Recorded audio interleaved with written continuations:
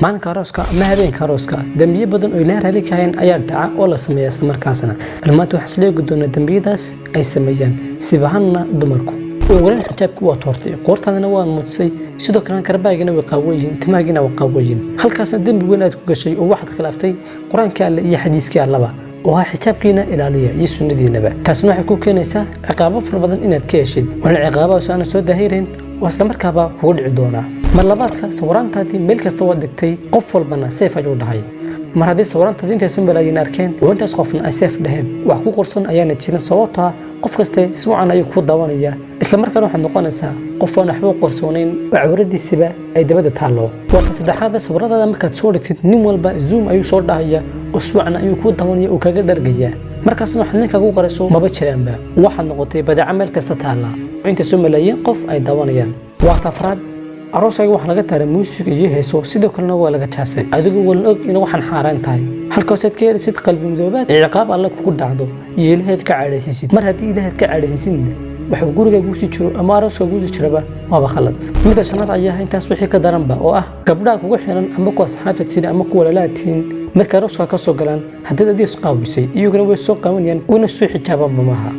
sababtaadu sidoo sameeyay markasta ayuu iyaguna sameeyaan kadib iyaguna maanta arooskooda ay kaga daynayaan action kaad sameysay adigu halkan waxaad ka helaysaa dambiye aad u fara badan kaasoo dambigii aad uga sameysay iyo dambigii ay iyadu sameysay markaasoo laga yaabo in iyadana habla kale ay kaga sideedaan wana dambigu saa kugu socdo xataa ilaa qabriga gashay dad badan ma maanta hadii qabri ka soo bixi lahayd ama qabri ka soo hadlaayeen wax oran lahaayeen dambiga naga daayay anigu wadaan oo waxaan dambigiisa wax ogaanaysaa markaad qabriga gashay haddaba inta soo markaad samaysid intii dambi ayaad qaadanaysaa koow waxaad qaadanaysaa dambigii xijaab la'aanta mar labaad waxaad qaadanaysaa dambigii sawiraanta mar saddexaadkana waxaad qaadanaysaa dambigii fiidiyogaas la daawanayay mar sanaadkana waxaad qaadanaysaa dambigii heesaas malixaadkana wadambigii gabdhiis qaawiyay kuwaas oo ugu horeysay wadigana ay tusaale kaga qaateen haddaba walaashii macaani waxa soo dambiya taagaad ugu mahaysid wadiga kuwa ugu hore la yaaban maalinka arooska uu tagaya laakiin waxaana tagan oo sii jiraya dambigeed gashay walaasha qaaliye ilaaha ka xabso oo gurigaaga inoo la shad cusub macsiya ku biloobin idunub alla raali ka hayn rasuulkana naxariista nabadgelyo korkiisa aata wuxuu yiri gurigi lagu dhiso macaasi iyo hees lagu dhiso wax ka badan bil ma sii jiro wada xadiis saxiixa maalinkaas shaydaanka ayaad ka farxinaysaa oo shaydaanka ayaad xaflad u dhigaysaa laakiin waxa loo baahan yahay shaydaanka ka xanaadsid oo shaydaanka aad ka xijaabatid oo ka fogo dadka ku dhahaya waxana maqal dadka ku dhahaya maalinkaas waa maalintaadii waana hal maalin laakiin Alle subhanahu wa ta'ala iyo nabigiisu inuu sheegin maalin la sameeyay dambiyada oo la isku qorin dambiyada oo maalin ay taas ay tahay free sababta ma jirto maalin gaar ah oo maalmo dhan waa isku simid dambiga sameysana waa dambigii ama ha yaraado ama weynaado waa lagu qoraya sidoo kale ku dhowno xijaabkaaga oo dhag hordhigan dadka ku dhahaya sameysay saaxiibada sidoo kale la dhaqankaaga iyo diintaada iyo astaantaadii kaas oo lagu soo tarbiyay sidoo kale jirkaaga yaan arkin nin aan ninkaaga ahayn ninkaas ku guursanaya ogsoon qofkii sunno wacan jiray inuu leeyahay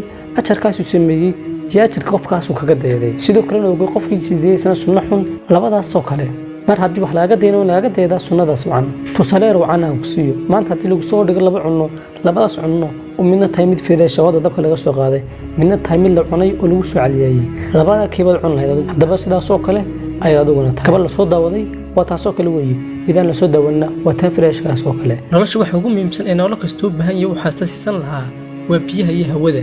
mana jira nolol noolaan kara biyo la'aan ama hawo la'aan haddana biyo iyo hawadu waxay ka mid yihiin waxyaalaadkan ugu raqiisan ama ugu fudud ee sida fudud ku helno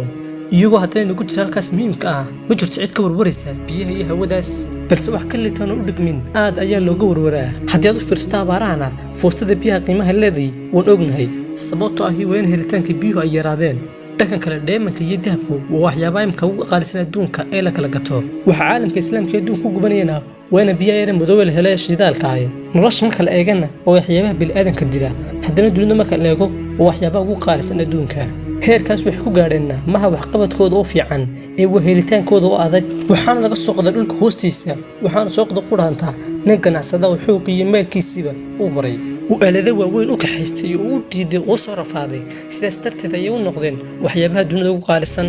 waxaan isbarbardhiga uga socdaa jirka haweenku wuxuu garnaga ugu jiraa biyahaasi hawada laakiin haweenku iyaga ka dhigi kara biyahaasi hawadaas sida fudud ugu helay ama iyaga ka dhigi kara shidaalkaasi dheemankaas ay dunida oo dhan isku leynayso intaas marka ka qeybanas barbartagaas tan iyo intii dunida jirtay ilaahay islaamka soo dejinayay waxa Allah subhanahu wa ta'ala dumarka amrayay in isasturan oo jirkooda qariyaan imkaba kristanku markay joogaan qubuuraha iyo markay joogaan kaniisadaha wad ka dareemi kartaa sida isku xijaabaan jirka dumarkuna waa jannada ifka waana waxa ugu qaalisan ay raadiyaan raggu shaytaankuna guuliisa ugu weyn wax kamid ah inuu dadka dharka ka dhigo markasta gabadhu isqorso ama is-astuurto jirkeeda qorayso waxa badan iyo xiisaar ku qabaan ilaa waxaan la aragay gabadha jirkeedana soo dhigso suuqana waxay doonaysaa inay shufiyuus laakiin xijaabkaas ay ku yeelayso boqolaal fuyuus waxaan inta soo raaca in ajri xasanaad ku yeelayso ilaa amarkii aan leh ay qaadatee intay xijaabka sidatana boqolaal ajra ayaa u socda ninkastoo arkana iyadoo asturan caloosha ayuu uga duceynaya ajirna waa lagu qori lahaa xag gabadhu markay asturneen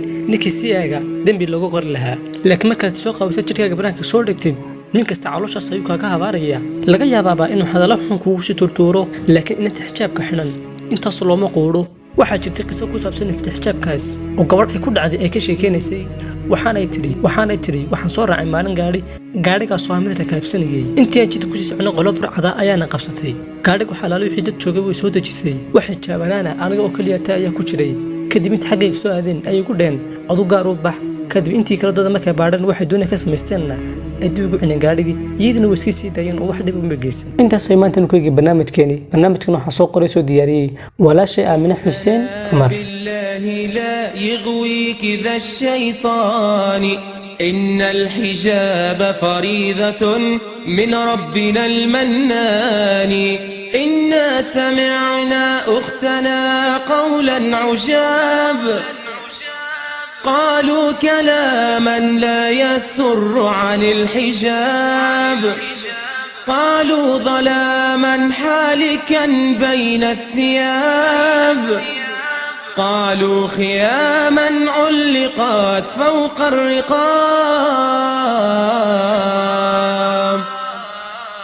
نادوا بتحرير الفتاة وألفوا فيه الكتاب